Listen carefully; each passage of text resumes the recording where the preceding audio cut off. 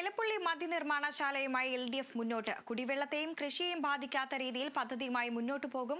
പുതിയ മദ്യനയം വന്നപ്പോൾ തന്നെ എടുത്ത തീരുമാനമാണെന്നും അതിൽ മാറ്റമില്ലെന്നും LDF കൺവീനർ. കൂടിയാലോചനകൾ ഇല്ലാതെ മദ്യനിർമ്മാണശാലയ്ക്ക് അനുമതി നൽകിയതിൽ വിയോജിപ്പ് CPIയും RJDയും LDF യോഗത്തിൽ ഉയർത്തിയിരുന്നു.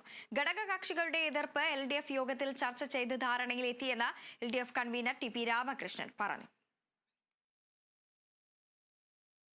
2023-24 കേരളത്തിന്റെ മദ്യനയം പ്രഖ്യാപിച്ചപ്പോൾ ഇടതുപക്ഷ ജനാധിപത്യ മുന്നണി വ്യക്തമാക്കിയിട്ടുള്ള കാര്യമാണ് കേരളത്തിന് ആവശ്യമായ സ്പിരിറ്റും മദ്യവും ഇവിടെ ഉൽപ്പാദിപ്പിക്കുന്നതിന് ആവശ്യമായ നിലപാട് സ്വീകരിക്കുമെന്നുള്ളത്. പല ആശങ്കകൾ ഇത് സംബന്ധിച്ച് ഉയർത്തി വന്നിട്ടുണ്ട്.